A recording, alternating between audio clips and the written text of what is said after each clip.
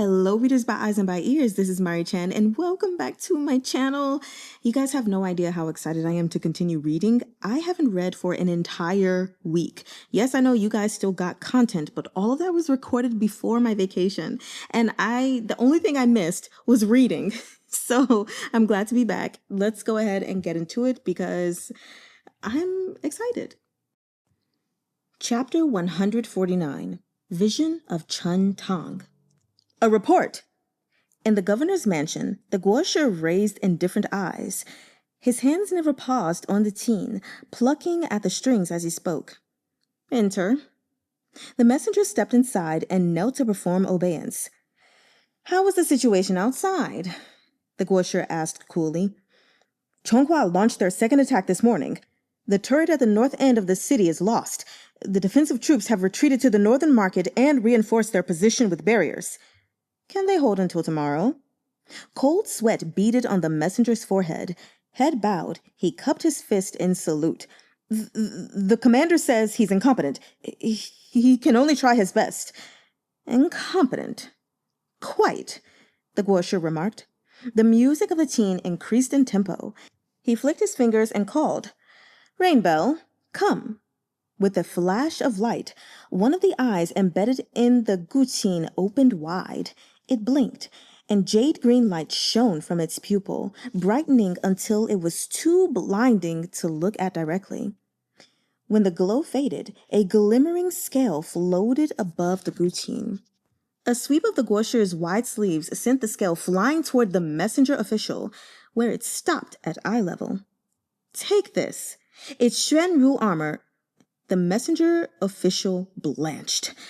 Was the Xuan Rou armor not one of the godly miracles left behind from prehistory?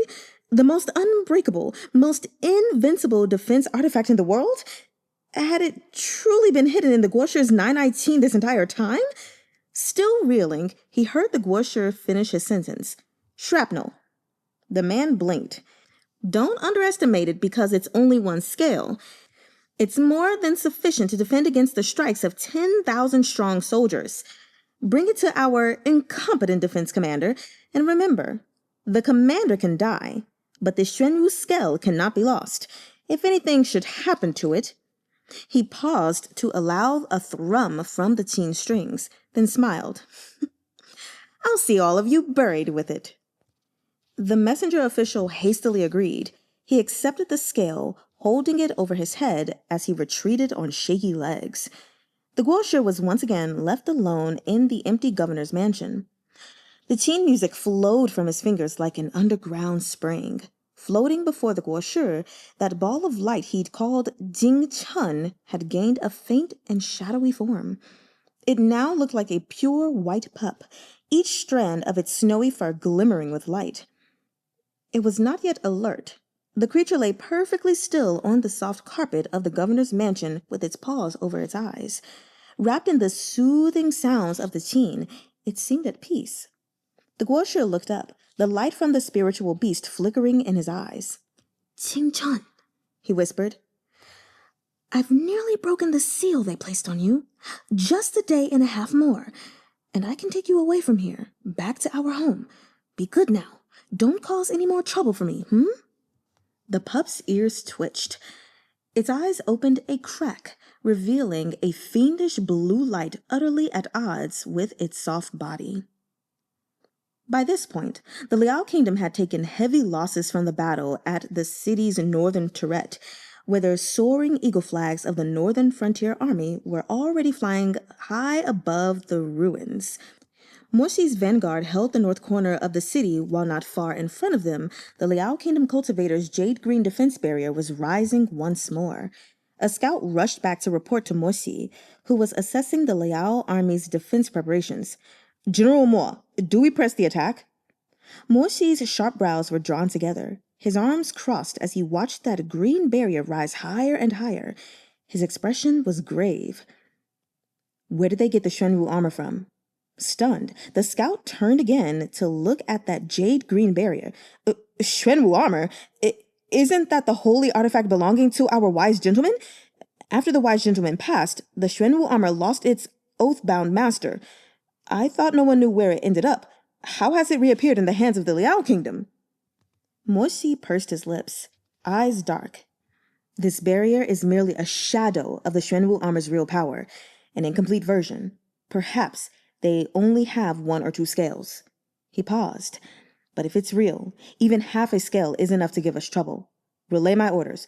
Don't pursue them. Defend the city's northern wall and regroup in our current position. Understood. And invite all the commanders to the main tent. We will discuss our plans for the 3rd wave of attack. This 3rd sally was not so much a siege as it was a hunt. Tang had sealed the demon blood beast in the lake in the north of Datsu City. Chonghua had already breached the city walls nearby. Cultivators with swift martial skills could use this inroad to speed toward the lake and hunt down the beast.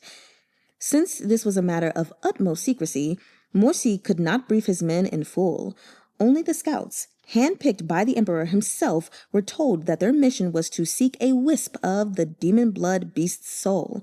All other cultivators were given a different excuse and dispatched as reinforcements. It was also for this mission that Gumang had joined the troops.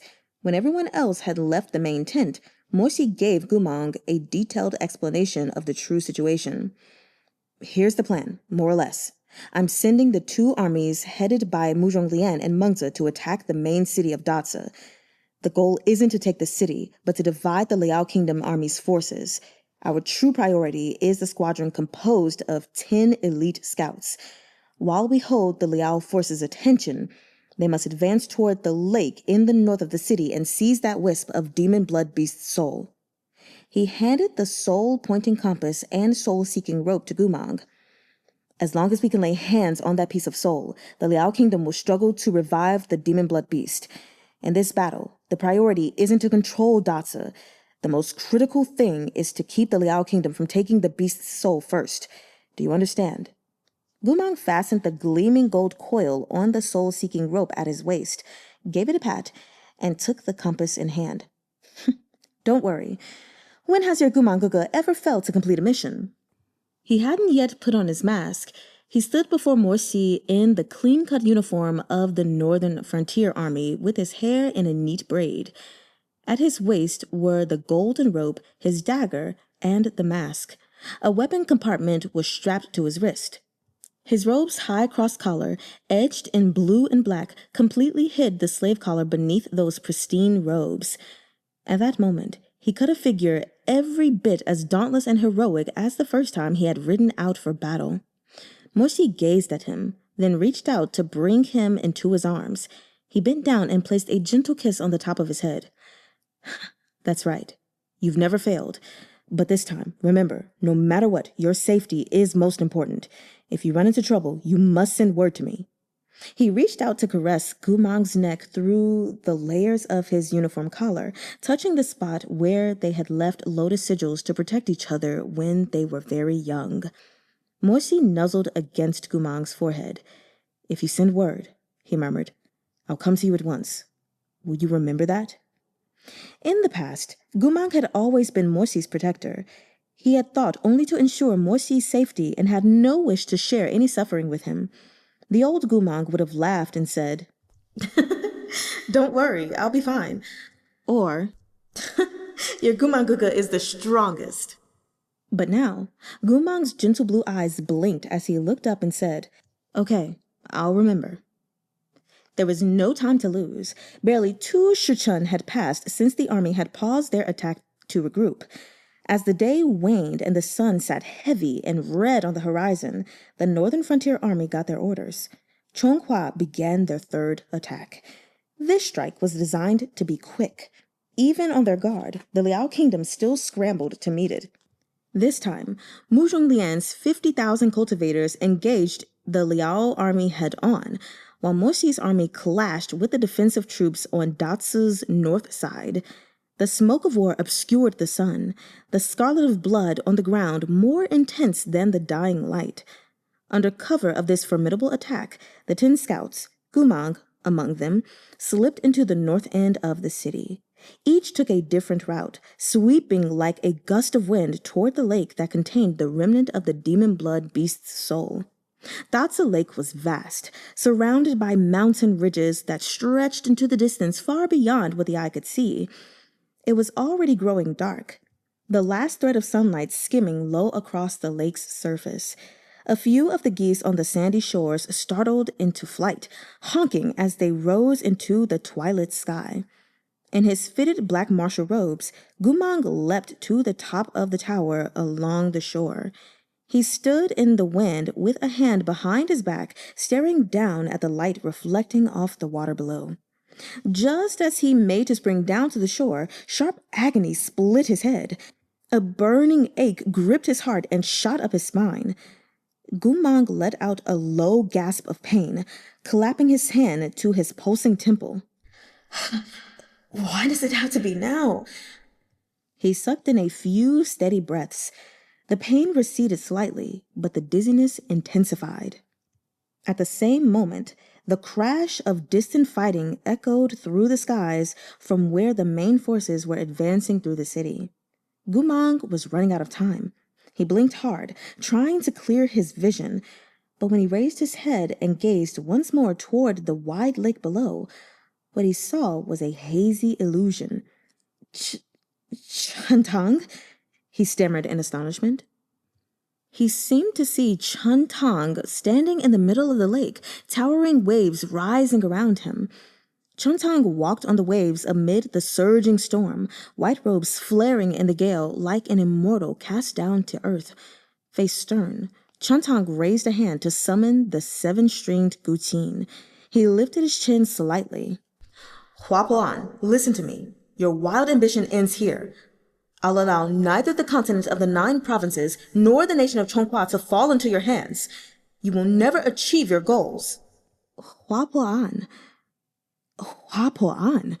That name seemed to contain deep meaning, like a queen of the night blossom unfurling in a dense thicket of darkness, exploding into Gumang's muddy mind.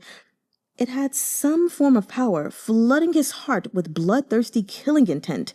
You will never amount to anything more than that wretched disciple from the Cultivation Academy. A furious howl ripped from the depths of Gumang's heart. Nonsense! Nonsense! I'll tear you apart! I'll kill you! What do I want that I don't have yet? What gives you the right to decide my fate? You ridiculous man! You powerless, incompetent fool! This ends today, said Tang. With a strum of his fingertips, a single note twanged from the teen. Gumang's mind shuddered. The black magic energy in his body strained to break free. On the verge of losing control, Gumang called through gritted teeth, Yongye, come! The demonic dagger coalesced in his palm. Gumang gripped the handle, clenching his jaw as he viciously sliced into the back of his left hand. Bright blood streamed out, and the violent agony yanked him from the sucking mud of the illusion. He gasped for air, screwing his eyes shut. When he looked up again, Datsa Lake was a desolate field before him, its rippling waves gleaming in the dusky light. The illusion of Tang had disappeared. Gumang panted as he dismissed Yongye and tended quickly to the wound. He shot an anxious glance at the rippling surface of the lake. He didn't know why he would see lingering scenes from hundreds of years ago, but this wasn't the first time he'd seen Tang in his mind. Why? All sorts of ideas rushed through his head, but he had no time to consider them. He'd tell Moshi about the strange symptom when he returned. Right now, his priority was to seize the wisp of the demon blood beast's soul that remained in the lake. As he ruminated, he calibrated the compass, imbued it with spiritual energy, and pointed it toward the surface of the lake. Point that way. Almost at once, the compass began spinning maniacally. 2 minutes later, that needle in the shape of a willow branch gradually slowed and came to a stop. Gumang was instantly dumbfounded. The compass didn't point toward the lake as the emperor said it would. Instead, it pointed toward Gumang himself. Gumang whirled and saw a cluster of buildings behind him. This soul-pointing compass was pointing toward the heart of Datsa City. Is it broken? Gumang took a few steps to the side and gave the compass a shake. As expected, the needle hesitated and wavered, unsure where to point. Where is that scrap of demon blood beast's soul in the lake? Gumang repeated the question several times. Once again, the compass's branch-shaped needle wobbled and turned. But in the end, it still pointed toward the middle of the city. Gumang fell silent. He tucked the compass away, stroking his chin. According to the Emperor's intelligence reports, the demon blood beast's remnant bit of soul was sunk in the depths of Datsa Lake. He couldn't know what the other scouts' compasses showed, but his was stubbornly pointing toward the city center. There had to be some reason. In that case, could it be? His heart skipped a beat. Could it be that, in just a handful of days, the Liao Kingdom had captured that wisp of the demon blood beast's soul? Was it now trapped somewhere in the city? Chapter 150, Nine-Eyed Teen. The last smear of blood-red light sank beneath the mountains. Night had fallen. At the governor's mansion, Gumang stopped atop the ridge of the roof. He could see the glimmering lights of the city and the blinding flashes as the cultivators of Chonghua and Liao clashed beyond the high city walls. From where he stood, they were like thousands of twinkling fireworks, magnificent to behold. The eastern wind carried the sounds of explosions to his ears, shouts and wails piercing the smoke and flames of war to reach him. That battle had little to do with him at this moment. He looked back down at the compass in his hand. The needle pointed down into the middle of the governor's mansion. The room below was brightly lit, with soft snatches of teen music flowing from it. Looks like this is the place, Gumang murmured. The Liao Kingdom guards might have posed a problem for some, but not Gumang. Despite having lost his memories of his 5 years in Liao, those black magic spells had been carved into his bones when the Guosher tempered him. Even if he remembered nothing, those techniques still came effortlessly to his fingers. With just a few simple spells, all the cultivators within the manor were made to sleep. Gumang leapt softly down from the roof. It was when he landed in the courtyard that he realized there were, in fact, very few guards here, and most present were unremarkable, with shallow cultivation. They had skill enough to send and receive messages, but in a real fight, a single lift of his finger would have more than defeated them. Gumang pressed his fingertips to a prone cultivator's neck. As expected, their spiritual energy was exceedingly feeble. His gaze grew colder and graver. The compass indicated that the remnant of the demon blood beast's soul was in this building. There was only one reason the Liao Kingdom might not immediately transport it away. Chen Tang's seal had not been fully broken. Even the Liao army wouldn't be so reckless as to bring it out of Datsa before that.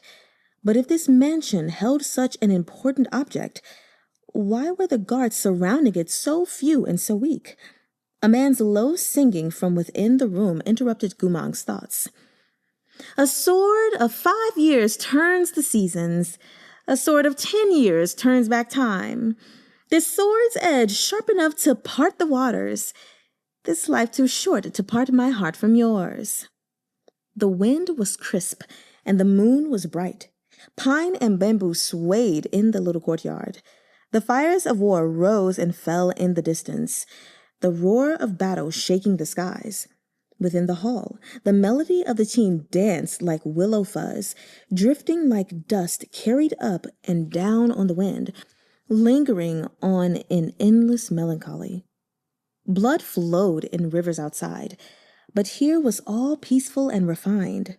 It was a starkly eerie atmosphere. The undefended room, the unceasing sound of the teen, the lone warrior waiting in the dark, and this distant singing. Gumang suddenly felt it all so familiar, as if he'd experienced all this before. But his mission was pressing. He had no time to think. His eyes darkened, faint light flickering in his pupils. "Demonic hearts," he whispered. "Obey me. All of you, be summoned." Although these Liao Kingdom cultivators had undergone no timbering, their cultivation method left traces of demonic qi in their bodies. They were optimal targets for control. At Gumang's order, the cultivators he'd sent to sleep opened their eyes as one, pupils aglow with deep blue light. "Go!"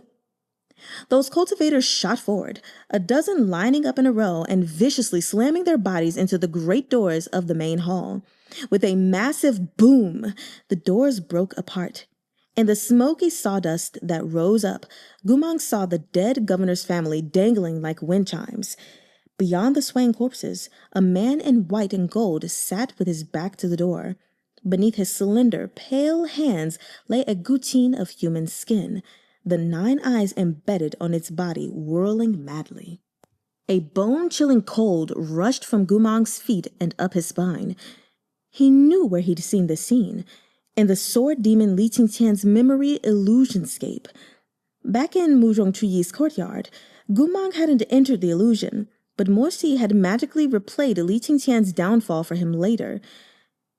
He had seen Li Qingqian storm into the Guoshi Hall of the Liao Kingdom to avenge Hongshao. In that memory, the premises had likewise been empty of guards, while inside sat a teen-playing man in a gleaming gold mask, turning to bear 2 white teeth. Now he seemed to be reenacting that memory. Save for the Guoshi's hall had become the governor's residence. The Guoshi of the Liao Kingdom turned, tilting that golden masked face and grinning. It's been a while, General Gu. No matter how incomplete his memories, Gumang could never forget this man who had escorted him into that secret room, flayed the skin from his bones, and remade him. The man personally guarding the demon blood beast's soul wisp was the Guoshi himself. Now everything made sense. The Guoshi's martial skills were dangerously unknown. If he was here, no other guard was necessary. Someone told me the Emperor of Chonghua took you for black magic experiments, that your mind was destroyed and your body ruined, the Guoshi said blandly. I see Jiang Fu Li had done an admirable job of nursing you back to health. That man was born with meddlesome hands, so you finally come. He shot a glance at the Liao Kingdom cultivators under Gumang's control. Look at the skill with which you used black magic techniques. He shifted his gaze back to Gumang, taking in Gumang's mask and smiling sweetly. But what a shame that your motherland still won't acknowledge you. It's been years since you've returned home, yet you're only worthy of serving Chonghua behind a mask. Gumang didn't deign to respond. His eyes darted around the hall and landed on that glowing silver pup where it lay beside the guillotine. Perhaps it was because he was himself thoroughly imbued with black magic tea. Gumang sensed immediately that this curled-up beast was precisely that remnant of the sealed demon blood beast's soul. His eyes darkened. Voice low, he called, "Scatter formation!" Those dozen low-level cultivators flew into an attack formation across the room, surrounding the Guoshi. Knowing their spiritual energy was feeble, Gumang conjured a stack of malevolent demon talismans with a twirl of his fingertips and shot them, brimming with dark tea, into the cultivators' bodies. Their spiritual energy redoubled as they lunged, snarling at the Guoshi. But the Guoshi was no easy target. He rose from his seat, still holding his teen and playing smoothly. As he countered the cultivators' attacks, he spoke. If nothing else, we were comrades for 5 years. This is a reunion between old friends, yet you couldn't even say a few polite words before resorting to violence. The Guoshi smiled. General Gu's become so impatient. Who's been spoiling you? What's it to you? Ooh. The Guoshi's smile grew more brilliant. So stubborn. It seems our spies weren't lying when they said you'd recovered your memories. Though, I admit I'm surprised you forgot all you did in the Liao Kingdom when you returned to Chonghua. Did you really forget how you used to scheme and kill on my behalf? Gumang said nothing. Did you really forget how many of Chonghua's men and women died under your blade? How many battles you led our people to win? Gumang raised a hand, running his fingers along the dagger Yongye inch by inch, spiritual energy sparking everywhere he touched. The light from the blade illuminated Gumang's sharp eyes. I wouldn't tell you no matter what the answer was, but there is one thing I'm happy to share. What is it? Guoshi, under normal circumstances, you definitely wouldn't talk so much. His words still hung in the air as Gumang charged toward the Guoshi like the spring of a panther. With a clang and a hasty strum of the strings, The nine-eyed teen produced a golden barrier that crashed against Gumang's dagger. Sparks flew, both demonic weapons shrilling as the light from their collision shone in their wielder's eyes. As expected, with that blow, Gumang sensed the Guosher's exhaustion. To recover the remnant of the demon blood beast Jing Chen's soul as quickly as possible, the Guosher had played the nine-eyed teen 2 days and nights without rest. He was still fearsome, but his spiritual energy had been drained far below his usual level.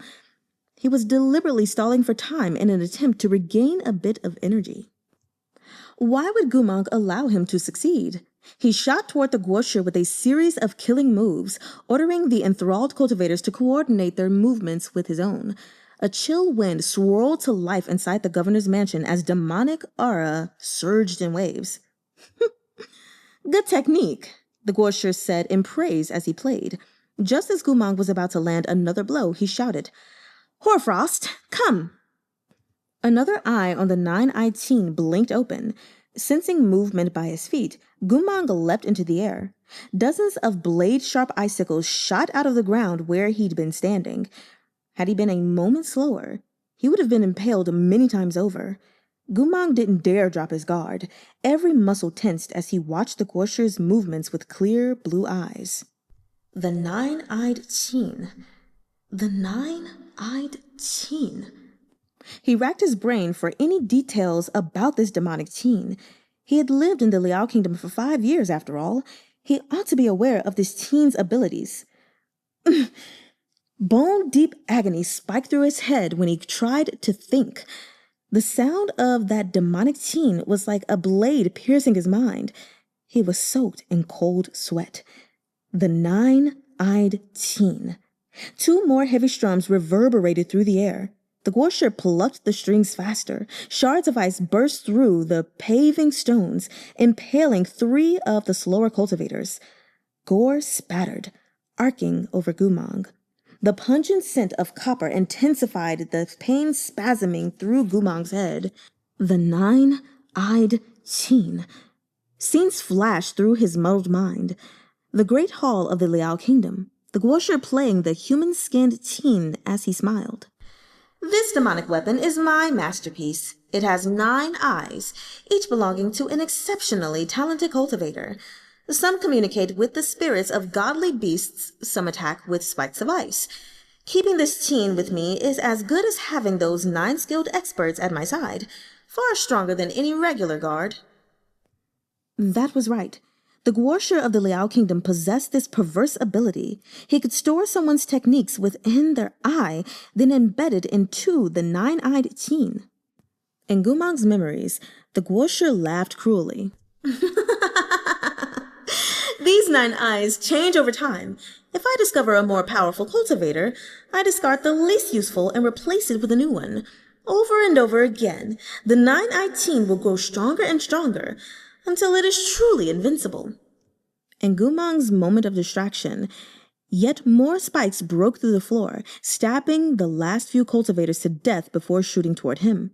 Gumang leapt onto the roof beams to catch his breath. His eyes swept over the scene beneath his feet. The demon blood beast Jing Chen was protected behind the Guosher's barrier. Continuing to fight like this would give him no chance to use the soul-seeking rope. He closed his eyes as the Guosher's teen music changed. This melody was endlessly chilling, like the writhing dance of monsters and ghosts. Gumang groaned. The demonic chi in his chest roiled and surged as the sound of the teen drew it outward. The Guosher laughed under his breath. General Gu, I told you this 5 years ago. When you agreed to have black magic spiritual energy injected into your body, you became a monster, neither human nor demon. I told you. In all the 9 provinces, only my Liao would accept you. Gumang fell to one knee on the beam, hand braced on the wooden pillar. He panted and ground his teeth. Did you think I kept so few guards with me because I'm skilled? Not so. I've been waiting all along. Even when they told me you sustained heavy injuries, that there was no chance you would come to the front lines, reality has proven them wrong. They underestimated Jiang Fuli's healing skill and your courage. The Guosha lowered himself to sit calmly down by Jing Chun's side. I, for one, was certain you would come. Did you imagine I was stalling for time to gather my spiritual energy? I simply wanted to make you use a few more moves and stir up the demonic chi in your body. The qin music produced by his fingers became eerier still, as if it had become a pair of intangible deer-bone claws peeling away the layers of demonic chi in Gumang's body, enticing the demon out of its cage. The Guosha smiled devilishly. Gumang, why are you so stubborn? Why not just live as you'd like? The notes rose to a crescendo. Gumang screamed, doubled over in agony. He dropped like a stone from the roof beam with an excruciating thud. He panted hard on the ground, his face terrifyingly pale and eyes unfocused as he gazed toward the guqin. Stop playing. His lips trembled as cold sweat streamed down his brow. Stop. Please. Please. With his last agonized wail, a burst of cold light glared in his hand. Gumang leapt up from the floor, taking advantage of the Guosha's momentary lapse in vigilance to fly toward the barrier. Yongye! Temper spirit! The dagger Yongye exploded with blinding light. Gumang poured all of his demonic energy into one vicious strike. Gold and black intertwined, spiritual energy flows flickering in the moment they clashed. The barrier created by the nine-eyed qin creaked dangerously before shattering to pieces. Gumang uncoiled the soul-seeking rope at his waist, his gaze as sharp as a blade.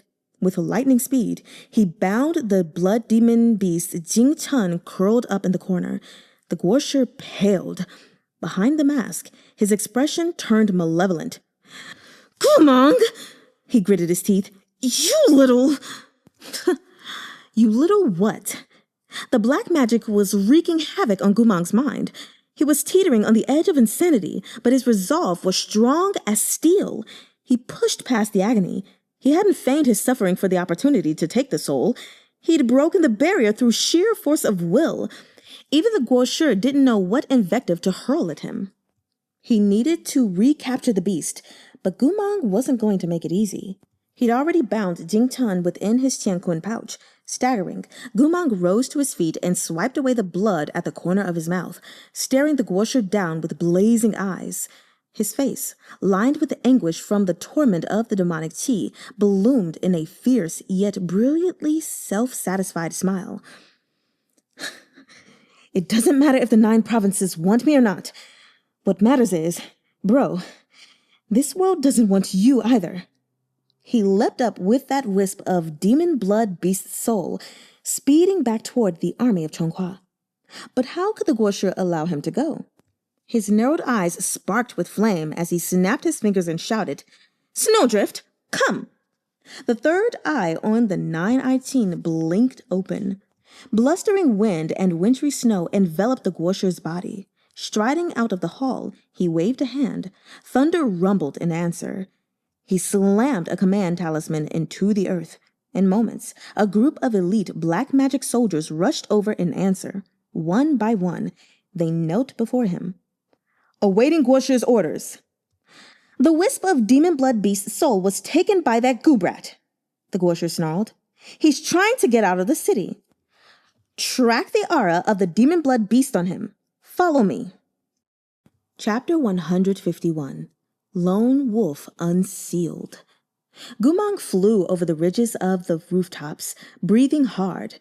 The night wind swept through his black clothes. Beneath the golden mask, his brilliant smugness had long since twisted into pain. His head was pounding, his memories disordered and chaotic. The black magic chi in his body was breaking out of his control. He didn't know how much longer he could endure. At the very least, he needed to bring the demon blood beast to Chonghua's camp. His blue eyes glanced back. He sharply sensed that the Guosha and his black magic soldiers were gaining on him. At this rate, he wouldn't make it to where Morsi was stationed in the north of the city. His only option was to flee for the city gates. Gumang, how long will you persist? Chonghua gave you the title of Beast of the Altar. Are you going to be their dog for a lifetime? The Guoshu was still far behind, but his voice, enchanted to travel, whispered in Gumang's ears, drilling into his head. Gumang shoved his increasingly disordered thoughts to the back of his mind. "I'm fighting for my goddamn self," he bit out. "Who's your fucking dog?" He used Tingong to spring forward again, hurtling toward the city gates as if flying.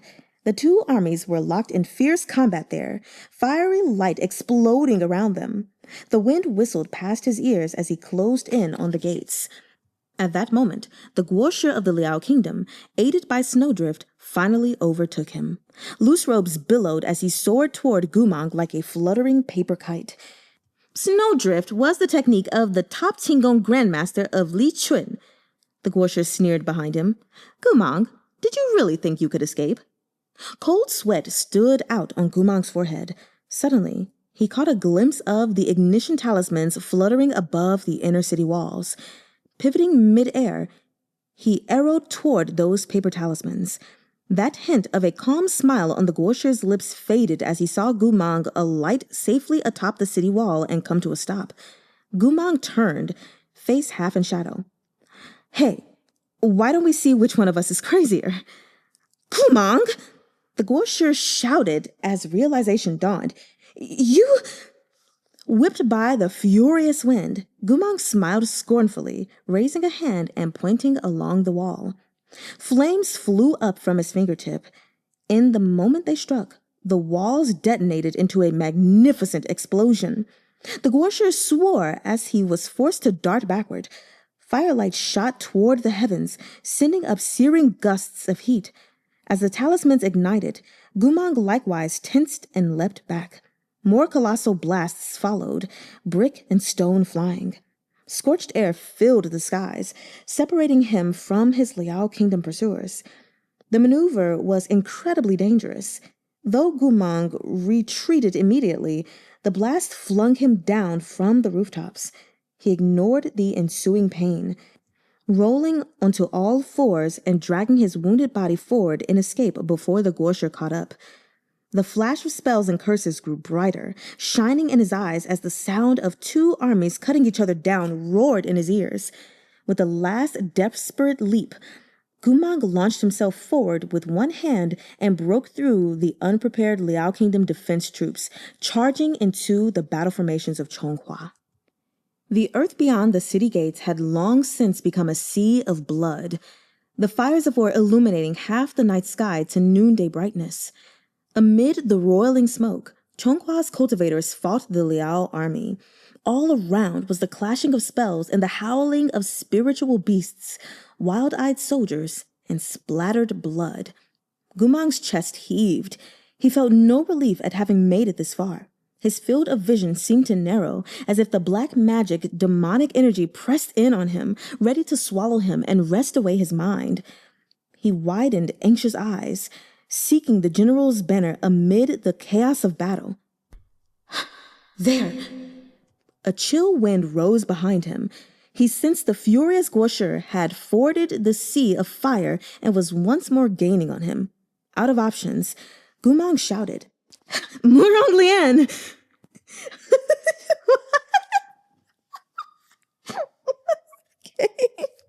I'm sorry. I just wasn't expecting that is all. Let's keep going. Murong Lian was leading the attack on the main gates. He was presently seated astride his golden-winged snow Pegasus, watching indifferently from behind the barrier erected by the defense cultivators without the slightest inclination to join the fray. That's so funny. He bit down on his pipe, squinting at the field as he smoked his ephemera. Caught off guard by Gumang's desperate shout, he started and broke into a fit of coughing. Hazy peach blossom eyes lifted toward the disordered troops. A high-level cultivator of the Liao Kingdom in white and gold swept forward like a ghost, pursuing one of Shihujuan's attendants. The shout had come from this bedraggled little guard as he ran. "What's going on?" Murong Lian muttered. "Take this Tianquan pouch," the guard yelled, pelting through the heavy fires of war toward Murong Lian, eyes worried and urgent. "Bring it to Morsi." "Don't even think about it," The Guosha swooped elegantly to the ground, hand striking out like lightning to grab Gumang's shoulder. Gumang struck back, and the two exchanged a dozen blows in a blink. The Guosha's energy was depleted, but Gumang was the more wounded. He swiftly gave ground, backing away toward Muzhong Lian's barrier. Gumang turned and held out the Qianquan pouch containing the wisp of demon blood soul and shouted, "Go! Quick!" But Muzhong Lian was a profoundly cautious person. Wary of a trick, he ignored the pouch, staring at Gumang. "The spells you use are black magic techniques of the Liao Kingdom. Muzhong Lian narrowed his eyes. "How do I know you're not a decoy from the Liao army?" Gumang was incapable of explaining himself. He could only use techniques from the Liao Kingdom. His spiritual core was destroyed.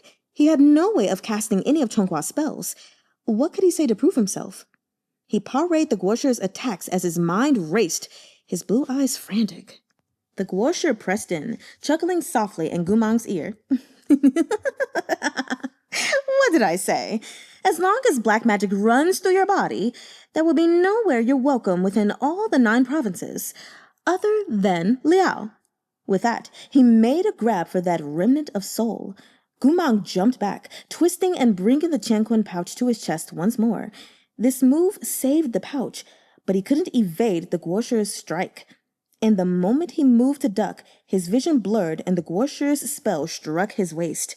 Gumang vomited up a mouthful of blood, falling to his knees outside that barrier flowing with blue light. He looked up to meet Muzhong Lian's fickle gaze. He couldn't reveal his identity. If he did, any soldiers of Chonghua within earshot would undoubtedly riot. But he couldn't otherwise explain why he used the black magic spells of the Liao Kingdom. His blood-stained lips trembled as they parted, his fingertips touching the glowing barrier. Muzhong Lian watched him. The man's mask concealed his features completely. Even the unmistakable blue of Gumang's eyes were hidden by an enchantment so not as to betray his identity. Muzhong Lian hesitated. He felt vaguely that this person's gaze was familiar. A chill ran up his spine as the guard spoke in a low voice. "I came to your manor that day because I missed her so much." "What did you say?" The attendant rasped only 2 words, more than enough to prove his identity to Muzhong Lian. "Auntie Ni." Muzhong Lian felt he'd been struck by lightning. "Gumang!" In the same moment, the Guosher's second blow landed. Blood sprayed into the air. In that flickering instant, Muzhong Lian's barrier flashed open, but he had no time to bring Gumang inside. As soon as Gumang threw the Qianquan pouch within its bounds, the Guosher's next strike hit him in the back. If not for the Guosher moderating his power out of worry for that wisp of soul, Gumang might have perished then and there. Muzhong Lian's face was deathly pale as he repaired the barrier with a wave of his hand, watching Gumang spit more blood in the dirt. "Take it to Shizun. You don't understand his magic. You're no match for him," Gumang gasped. "Go!" Muzhong Lian stood rooted in place, speechless. "What are you waiting for?" Gumang cried. "Do you hate me so much?" Complicated light flashed in Muzhong Lian's eyes. He bit his lower lip and directed an attendant to bring him the Qianquan pouch from the ground. Muzhong Lian's fingers tightened around it. The patch had been dyed scarlet by hot blood, and a malevolent spiritual energy was indeed surging inside it. Muzhong Lian's heart pounded, though he was unsure what he felt. "Get out of here!" Gumang bellowed. "If I can't hold him off, you'll be next." The attendants had no idea what was going on, much less what secret code this golden masked guard had exchanged with Wang Shujun. Muzhong Lian's expression was unreadable. Eventually, he stuffed the pouch into his robes and called a command to the Imperial Defense cultivators beside him. "Retreat to the northern gate. Join Shihajun as reinforcements." "Yes, sir." The Guosher's expression turned vicious. The Liao Kingdom cultivators he'd brought had finally caught up to him. The group immediately moved to stop Muzhong Lian. Gumang wiped away the blood at his mouth and began drawing a sigil on his chest, stroke by stroke. "No!" The Guosher leapt back. In the same instant, a colossal burst of black magic tea surged like crashing waves and exploded from Gumong's body. His pupils flashed with lupine blue light as flames in the shape of a wolf soared up behind him. The Guosher never expected this move. As soon as Gumong used it, he was doomed to be consumed by black magic. On top of that, it might be a killing blow, but its effect would last an instant's time at most. Blood oozed from Gumong's parted lips. He stood between the Guosher and Muzhonglian in retreat, surrounded by a haze of dust, blue eyes glinting as he looked up. 3 menacing words rang out. Lone Wolf, Unsealed. A wild wind whipped to life, mist coalescing from nothing as the howling of countless wolves seemed to echo from the bowels of the earth. Sand and stone flew up, swirling around Gumong. The Guosher's eyes blazed as he gnashed his teeth. Good. Very good. To think you actually refined this technique. Gumong, I did underestimate you. You really are a man to be feared. You must be aware, after this move, you'll never cast spells again. Whether black magic or techniques from Chonghua, you've bought yourself a few minutes. What do you plan to do after? Gumong raised his chin, his features set in vicious resolve and indomitable arrogance. Don't worry about what I'll do after. Just focus on whether it'll hurt when I beat you the hell up. The Guosher sneered. A rash decision. But I'm having fun. The silhouette blazing with Fey Wolf tea arced into the air. Like an arrow loosed from its bow, it shot toward the Guosher where he stood on the ground. Chapter 152. Confrontation before the troops. Leaving Gumong locked in fierce combat with the Guosher, Muzhonglian wasted no time. Taking the brocade pouch, he and his retinue sped toward Moxi in the north of the city astride their Pegasi. The escape did not go smoothly. The city gates were not far from Moxi's position, but the fires of war raged everywhere, and at every turn the Liao Kingdom cultivators obstructed them. Neither side lacked experts. The cultivators with the Guosher were all the most terrifying suicide soldiers the Liao Kingdom had trained. No matter how elite Muzhonglian's subordinates, these black magic cultivators sent them scrambling.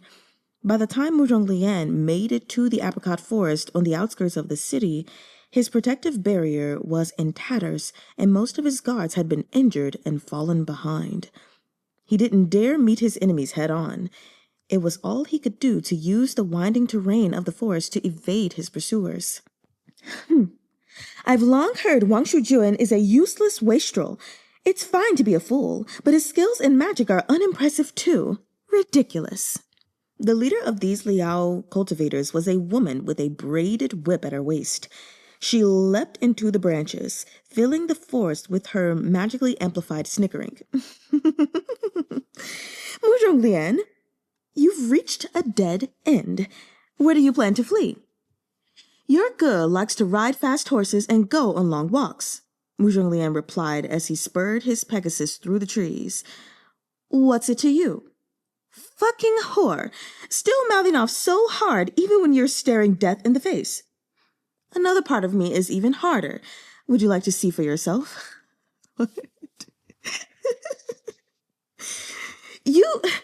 The Liao Kingdom cultivator hadn't expected Muzhonglian to be this shameless. She flushed with fury and cracked her whip. Pervert! Muzhonglian galloped ahead, narrowly dodging the lash. You missed, he taunted. Was it on purpose? For shame. Instead of taking your Guosher's orders seriously, you're over here play-fighting and flirting. Honestly, you're not my type. Your face is all right, but your waist is too thick and your chest is too flat. Muzhonglian, I'll kill you. Muzhonglian rolled his eyes. This is why I don't like women as subordinates. It merely takes a bit of chatter for them to forget they're supposed to seize the pouch, not kill the man. The cultivator's face twisted in an ugly expression. She looked ready to spit blood. I can kill you and take the pouch. Darling, you're so talented. Mu Zhonglian said carelessly. Have at it. The cultivator screamed with rage and sped faster after him. The other Liao cultivator shouted, Qiniang, calm down. At the same time, Mu Zhonglian's guards cried, My lord, watch out! Her whip lashes fell like rain, tearing toward the snowy Pegasus Mu Zhonglian rode, but her strikes were reckless in her fury. Mu Zhonglian evaded with ease. Still, he didn't dare relax. He urged his Pegasus to a faster gallop through the misty woods. As they reached the edge of the apricot forest, he yanked back on his reins and shouted, Up! Finally, in open terrain, the white Pegasus stretched its wings. Wind buffeted its golden feathers as it rose into the clouds, carrying its master toward the fighting at the north of the city. Flying was faster than galloping, but Mu Zhonglian's pursuers now had a clear line of sight. Multiple spells missed by nerve-wracking narrow margins as they shot past his shoulders. As the bright lights of the northern camp drew closer, the strikes from behind Mu Zhonglian became frantic. Moments from touching down within the Northern Frontier Army's troops, Qiniang's braided whip wrapped viciously around the snowy Pegasus's hind leg and yanked backward.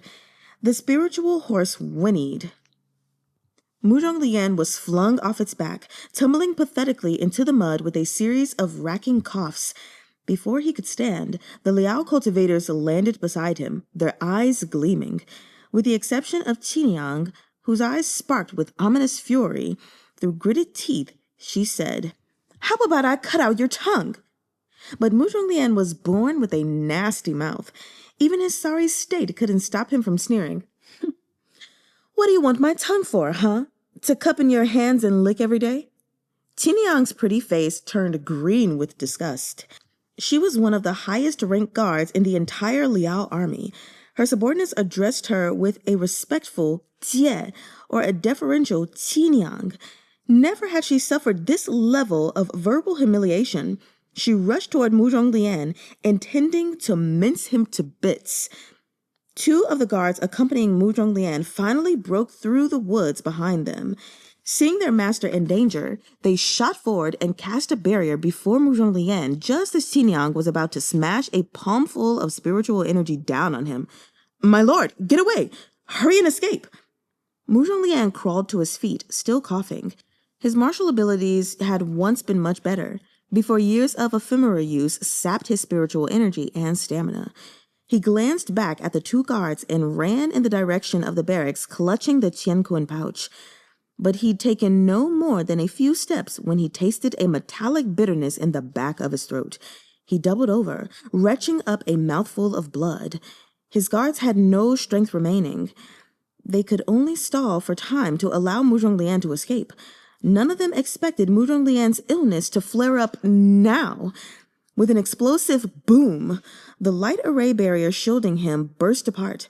Severely wounded, the two guards crumpled as the demonic cultivators of the Liao kingdom lunged for Mu Zhonglian once more. Mu Zhonglian had fallen to the ground, his pale face mottled with blood. He swore under his breath, half a sigil hovering at his fingertips as he planned to make one last stand. Suddenly, a wall of blazing scarlet fell from the sky and barred the way before the Liao cultivators. The earth rumbled, and smoke rose as wind gusted from that wall of flame and threw flickering orange sparks in all directions. Above that fiery wall, a man in fluttering black robes stood against the wind, scepter held horizontally before him as flames lapped at his feet. Shizun! Morsi stood at the apex of those roiling spiritual flames. Tuntian grew more brilliant in his hand. With one touch, fire erupted behind him, transforming into the shape of a massive whale and illuminating the vault of the heavens. You stand before the Northern Frontier Army. Don't even dream of taking another step. Morsi looked down from on high as the colossal whale soared behind him. He hadn't yet targeted anyone, but everyone knew the nature of this weapon's terrifying killing blow in the hands of Chonghua Shizun. It ends here, Morsi coldly pronounced. Before Qiniang and the others could move, they heard a deafening cry. Through the towering wall of flame, innumerable cultivators of the Northern Frontier Army advanced in the wake of their commander, along with thousands of prancing horses. In the blink of an eye, the tables had turned completely. Mu Zhonglian looked at Chonghua's cultivators filling the horizon, then up at Mo Xi's silhouette. Finally, he let out a breath. Mu Zhonglian reached up, hand trembling from the flare-up of his illness, and took out the brocade pouch holding the remnant of demon blood beast's soul. Coughing, he said reluctantly, "This is what he brought for you, from the mission you gave him." Gumang was infamous. Neither Mu Zhonglian nor Mo Xi could directly say his name before the troops. Doing so would incite a riot. But Mo Xi's expression visibly shifted. "Where is he?" he asked. Mu Zhonglian's lips moved. Before he could answer, a voice as ghastly as a ghoul's filled the night sky with a voice amplification technique. "He's in my hands. Be good and give that brocade pouch to me. Or else." As that devilish voice circled them like a vulture, a man in white and gold robes floated down from the darkness and alighted gracefully in the canopy of the closest banyan tree. In his arms was an attendant from Chonghua, limp as cotton rags, unconscious. Mu Zhonglian started. "Gumang!" Mo Xi's face had drained of color. It was Gumang. Gumang, who had spent all his demonic energy in a final salvo to stall for time. The Guoshu licked his lips. Upon him were all the signs of a bitter fight. His clothes were stained with blood, and a deep gash rent his shoulder. But through the mask, his eyes were as darkly cold and composed as ever. It wasn't that he was relaxed, but as if an eerie calmness was carved into his bones, as if he had experienced things most could never dream of. "Or else, Shizun," the Guoshu smiled, "I will teach you the meaning of regret." By now, Mengzi had arrived with her scarlet-plumed battalion. She wore a set of black and gold robes embroidered with pythons, tailored at the waist, with her dark hair tied high. Tens of thousands of cavalry followed majestically behind her. She exclaimed in shock, "What's going on?" Mo Xi's mouth tightened. He didn't answer. His eyes never left Gumang. The scepter in his hand blazed more and more furiously. Seeing that Mo Xi intended to use a killing move, the Guoshu lifted Gumang higher with one hand, conjuring a dagger in the other. He pressed the blade to Gumang's neck and grinned. "Oh, are you really going to strike me down? What do you think is faster, your spells or my blade?" "Let him go," Mo Xi snarled. "Easy enough," the Guoshu drawled. "What use do I have for him? I only want that brocade pouch. Here's a fair trade. You give that item to me, and I'll give this person to you. Unless you don't think he's worth the price." Their surroundings gradually quieted. Both the soldiers and their leaders stared at this bizarre scene before them, dumbfounded, and no wonder. They'd fought in many battles with Shizun over the years, yet never had their commander wasted so much breath before attacking a foe. This standoff was truly inexplicable. Wang Shujuan, the Guoshu of the Liao Kingdom, and their stepdad all seemed to be talking in code. What brocade pouch? Who was this guard that had been taken hostage? Why would the Guoshu use him as leverage against Shizun? Silence fell. The battlefield was terrifyingly quiet. Almost all the eyes of those cultivators gathered on this handful of people, waiting for Mo Xi's response. The Guoshu pressed the tip of the dagger to Gumang's cheek, lifting his lolling head. The mask over his face was soaked with scarlet blood. "Shizun, look at him. How long do you think you can stall for, Be a dear and hand over that brocade pouch. Once he's dead, it'll be too late for regrets." Chapter 153. Retaking the Hostage. Mu Zhonglian was terrified of losing control of the situation before the troops. Gripping the brocade pouch, he turned to Mo Xi. "Fireball, don't get confused. He suffered those injuries all to bring you this Tiankun pouch. If you hand it over, he'll loathe you for it once he wakes up." After a moment of silence, Morsi said, "If I don't hand it over, I'll loathe myself." He lifted a hand and pointed. A jet of flames licked out from the wall of fire, setting Mu Zhonglian alight. Mu Zhonglian flinched in pain and loosened his grip. In an instant, the spiritual flames sent the Tiankun pouch holding the remnant of the demon blood beast's soul flying swiftly into Morsi's hand. "Morsi, you—" Mu Zhonglian was furious, but more than that, he was shocked. Given the choice between his duty to the nation and his brother's life, he chose the latter. For any commander, this was a major taboo, a severe mistake. Any general who placed the highest priority on personal relationships would bring down irreversible catastrophe on their soldiers and their nation. Morsi had led troops for so many years. It was impossible he didn't understand this principle. How could he— Before Mu Zhonglian could finish the thought, the vast wall of flame dimmed. Morsi descended from the cresting waves of fire, his steel-toed military boots stepping over scorched earth. Before everyone's stupefied eyes, he walked toward the guosher stride by stride, holding the brocade pouch. The guosher retracted his dagger and brought one hand up to grasp Gumang by the neck, reaching the other toward Morsi. "Hand it to me. Send him over first." These words seemed to amuse the guosher. He looked down and ran his tongue over white teeth before bearing them in a ghoulish smile. "Shizun, how young you are. You've yet to learn what it feels like to make an irrevocable mistake." He lowered pitch-black lashes. "Since you're being such a good boy, why don't I give you some advice?" Morsi remained silent. "When someone very important to you is in another's hands," he murmured, slowly running his fingertips over Gumang's neck, "it's best to accept the conditions they give you, unless you don't actually care for his life." Pausing, the guosher pulled Gumang closer, his eyes overflowing with malice. "Come." He tilted Gumang's chin up. "I'll give you one last chance. Give the Tiankun pouch to me." This time, even the befuddled foot soldiers could see what was happening. It seemed their Shizun was about to give up something crucial to Chonghua in exchange for that person in the guosher's hands. But seeing wasn't yet believing. No one knew what to think. They had come so far and fought such a bloody battle. So many comrades had perished in the process. Yet Shizun would write off all their losses for just one person? The guosher raised a finger. "Quickly now." All eyes were on Morsi as he walked over to the guosher. After a moment of silence, he held out the Tiankun pouch. Just as the guosher's fingers would have brushed the brocade, Morsi's eyes sharpened.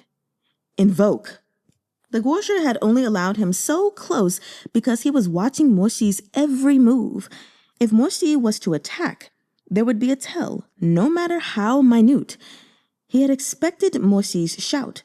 The guosher lifted his palm with an array, and a glistening defense barrier sprang up between him and Morsi.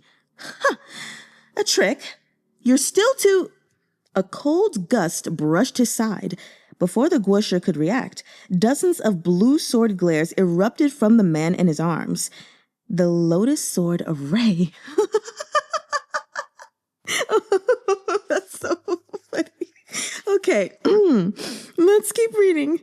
That protective array Gumang and Morsi had left on each other's bodies when their love was still young obeyed Morsi's command and burst forth. In such close proximity, caught so completely off guard, even the guosher had no time to dodge. Blood splashed onto the battlefield. Everyone cried out in alarm. Morsi seized his chance. He broke through the guosher's barrier and swiftly pulled Gumang into his arms. The sword array recognized its master. Those swords of light sharp enough to split hairs transformed into countless glimmering feathers the instant they touched Morsi, fluttering down around them. Amid that cascade of flickering feathers, with one hand gripping the Tiankun pouch and the other firmly around Gumang, Morsi leapt backward and landed before the army of Chonghua. "Shishong." Morsi gently touched Gumang's cheek. murmuring in a voice so low it was hardly audible. It's over now. But the Guosher's strength was truly terrifying. After foregoing sleep and playing the teen to rouse the demon blood beast's soul, after fighting Gumang with nothing held in reserve, after expending so much of his vital energy, still, he managed to divert the sword array. It had only wounded his shoulder, dripping with blood. He paid it no mind, his vulture-like eyes flashing with a sharp madness. Very well. Very well. He laughed raucously, his voice dripping venom. I hadn't expected someone so righteous as Shizun to pull this kind of cruel trick. Truly, you're full of surprises. Who would stand for these insults? Morsi never had any plans to offer up the Chankuan pouch. He had even successfully rescued the captured guard. The arrayed cultivators of Chonghua let out a combined sigh of relief, many deeply ashamed at the assumptions they'd made. Some low-level cultivators couldn't hold themselves back and shouted at the Guosher, "Shut the fuck up! Saying our General Mo is cruel just because he beat you? How shameless! You took a hostage. Are you not the cruel one? Exactly!" Mengzi, never forgetting her role as a healer, ordered her subordinates to treat Mu Zhonglian and his guards at once. She went personally to Morsi.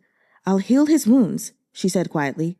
Morsi couldn't help but fret at Gumang's condition. Mengzi looking after him would be ideal. He nodded. "Thank you." Under Mengzi's orders, her attendants brought Gumang into the ranks of the scarlet-plumed battalion. She immediately began directing the healers on how to stop his bleeding and treat his wounds. Morsi watched Gumang for a while longer. He had just turned his head to give instructions to the messengers when the Guosher's jeering voice cut in. "Yes, all of you are right. Shizun is honorable and pure, righteous and noble." I'm scared. Is he going to reveal? God. Okay. Amplified by magic, eerie echoes of those words spiraled through the battlefield. "But I wonder if your honorable gentlemen know..." Oh, God. Oh, God. "This Shizun of yours, renowned for his virtue, let a filthy traitor wear a mask to act as his personal attendant." Oh, God. Oh, I'm so sorry, you guys. Not here. Not right now, Guosher. Okay. The troops fell silent. Gradually, a disturbance rippled outward. The Guosher smiled wickedly. He addressed the entire battlefield. "Are you shocked? Surprised? The pillar of your nation, that saintly gentleman of yours, deceives you into dying for him on the battlefield while sharing a clandestine relationship with a traitorous turncoat. They've even placed a blood contract sigil on each other's bodies. How incomparably intimate." Those low-level cultivators shouted with rage, "You're lying!" But the Guosher only smiled. "Yeah, I'm an honest man. I never lie. But if you gentlemen don't believe me, why don't you ask him to take off that guard's mask and show his face? Should we see if this person who bears the mark of your General Mo is the former commander you all despise? Gumang." A clamor rose from the ranks. The Guosher knew how to choose his battles. Drained of spiritual energy and facing an unfavorable situation, he preferred not to fight. After saying his piece, he swept his sleeves back and took to the skies with his retinue of elite Liao cultivators, vanishing into the night with a bound. All he left behind was the sound of his laughter reverberating through the clouds, unrestrained in its malice, as that shocking truth echoed endlessly among the troops. The three armies of Chonghua were silent. Being a newly composed army, the winged cavalry led by Mu Zhonglian had no direct experience with Gumang, and so remained simply astonished. But the expressions of many soldiers from Morsi's northern frontier army changed in an instant. Feet rooted to the ground, they swayed from the shock.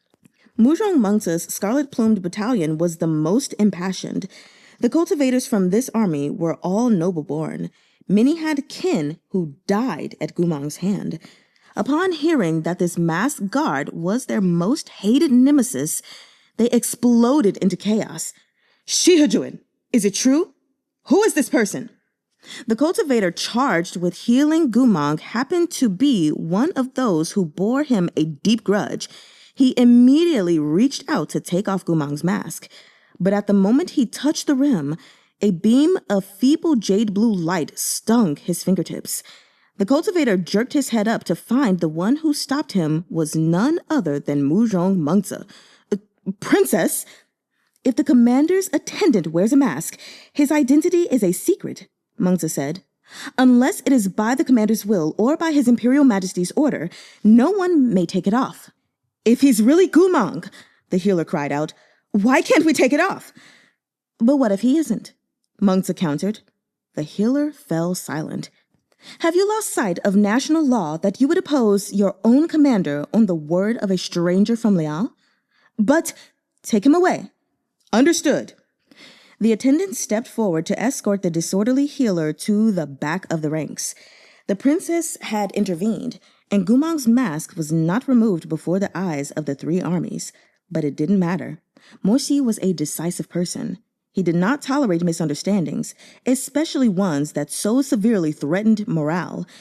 If what the mask concealed wasn't Gumang's face, Morsi's temperament would have led him to remove it to settle the disturbance. But he did not do so. Almost everyone understood there could be only one reason. The Guosher was right. The person beneath the mask was none other than the traitorous Gumang. The battle was won, but the army's morale was shot. Morsi's military achievement was impressive enough that no one dared to make a fuss in public, but gossip and rumor swirled incessantly. Some guessed at their relationship, others cursed them in private, and still more made unflattering conjectures about their motives.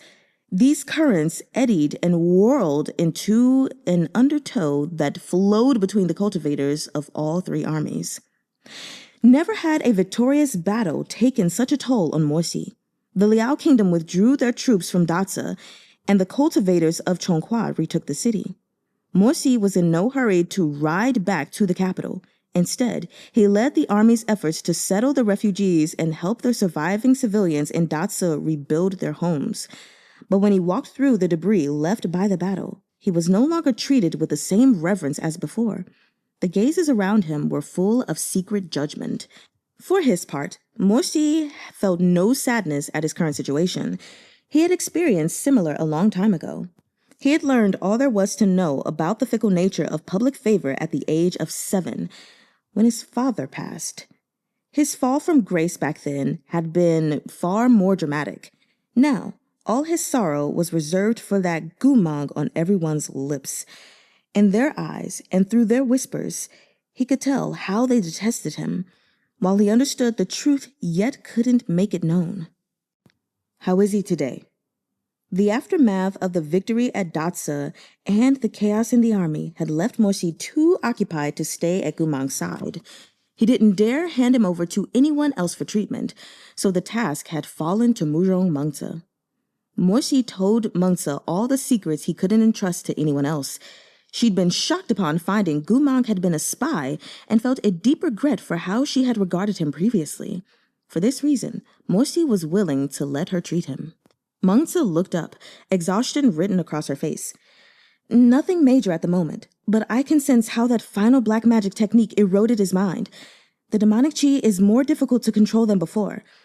I don't know how much longer it can be suppressed. Morsi closed his eyes.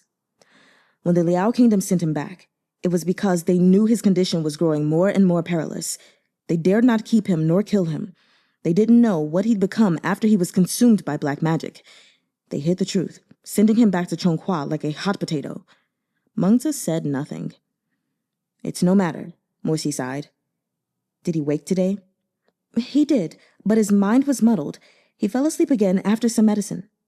Bitterness filled Morsi's throat. After a silence, he asked, Are his memories about to be lost? Hard to say, Mengzi murmured. When he was conscious, He talked to me for a little while. He probably still has some hazy recollections. Modaka, don't lose heart. Morsi saw the shadows beneath her eyes. She's hardly slept over the past few days. Mangza, many thanks, he murmured softly. I'm a healer. It's my duty to provide care and treatment. There's no need to thank me. Morsi shook his head. Thank you for not taking offense at what I said to you in the war tent. Mangza fell quiet, lowering that face as graceful as pear blossoms under moonlight. Her voice was hoarse when she spoke again. About what you said, I don't have much to take offense with. All these years, I've known you don't like me that way.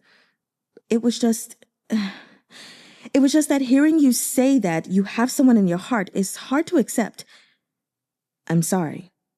Mangza was silent, looking down at her feet. After a long moment, she replied, There is no need to apologize. Feelings can't be forced. The one who should be apologizing is me. It is I who was discourteous. In a moment of impulse, I said many rash words and embarrassed myself in front of Mordaga. I made things difficult for you. She paused, hanging her head. I'm the one who let you down. The countries of the 9 provinces that allowed female cultivators to hold positions of power were so few they could be counted on one hand, and Chonghua was not among them. Despite this, Muzhong Mengzi still bore the title of one of the 3 gentlemen, virtue, mind, and wisdom. She possessed extraordinary qualities. Even when she had moments of selfishness and weakness, she was never unreasonable. Mengzi looked up with a pained smile. Daga, if you're willing, in the future, you should tell me who your heart belongs to, even if it's unconventional. I think that it couldn't be wrong if it's the person you love. Morsi looked at her soft expression and said nothing. The army had been teeming with rumors recently. Many had already speculated that he and Gumang had been involved for a long time. If such words had managed to reach even their ears, he could only guess how much Mengzi had heard. He didn't know what else he could say to Mengzi. She had done so much for him over the years, and he had already offered all his thanks he could give, all the words he could say, all the promises he could make. It was only his love that he couldn't extend. The 2 of them had at last reached an impasse. Every ounce of gratitude and regret Morsi harbored in his heart, he had voiced it all. To repeat himself would be meaningless. And so, he only said very sincerely, I will. After a pause, he spoke again. It's gotten late, and you've had a long day as well. You should go back and rest. I'll stay here to take care of him. Mengzi's eyes were wet. She looked at Morsi, then glanced at Gumang behind him, as if she wanted to speak. But in the end, she gave a low hum of assent before turning to leave the tent. Well, all right, everyone. We have reached the end of the reading for today, and well, let's just go ahead and talk about it for a little bit, okay? So we have the Guosher, who in the moment in chapter 149, he's got the Xuanwu armor or whatever that is helping keep up the defense barrier, basically, against it's strong enough to defend against tens of thousands of soldiers or whatever. And people thought this artifact was missing, but apparently he has it. How does he have it? We don't know. But anyway, we, in the midst of this, have Morsi sending out 10 specific top secret cultivators to go find this wisp of soul. And of course, Gumang is among them. And I guess, he was seeing these visions from hundreds of years ago with Huahuan and Cheng Tang. Why? That's all I want to know is why is he seeing these visions? And why is Cheng Tang seeming to be the opposite of what I perceived him as, which, it said that he was willing to teach, magic to anyone. He taught indiscriminately. I mean, you can teach indiscriminately and still have, some very bad views, but I kind of put in my head that he was a good person. So, okay, I guess we'll see what that's all about. But anyway, so, he was able to get rid of the illusion by cutting his hand with Yongye or whatever.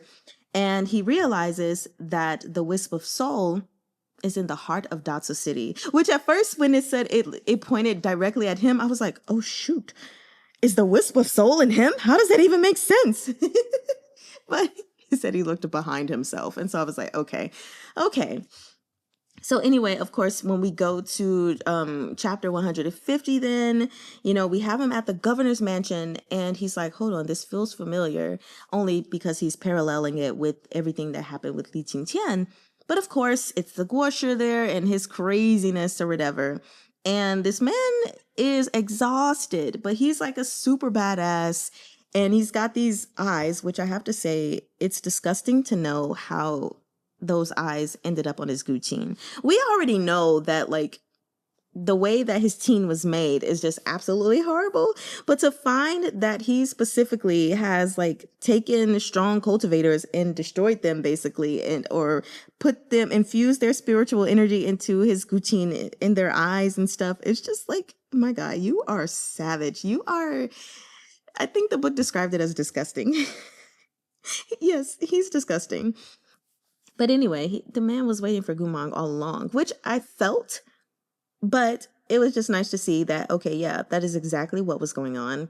So then, of course, we have chapter 151, where, they're fighting. That's the most important thing. And eventually, Gumang releases his lone wolf seal. Not happy about that. Yeah. I'm just not happy about that. And I think I'm not even going to say anything about it because we're about to be doing this recap soon. So I'm just going to leave it alone. I think I'm going to leave a lot of things alone. One thing I am happy about at the very least is that Moishi was able to get Gumang and keep the pouch. I'm so upset with this Guosha because why did you talking about Moishi fighting dirty, but you fighting dirty because you knew that you and your troops would have lost that war there, that battle, if you like kept fighting. So you decided to reveal a truth that don't nobody need to know. Nobody needs to know that that's Gumang. And I'm so upset. I am so upset. I'm just, okay. I'm not going to say anything much else about this one because just get ready. The last video, we're going to be reading the remaining chapters. I believe it's like 50 pages or something like that. 60 pages. So I will see you all next time.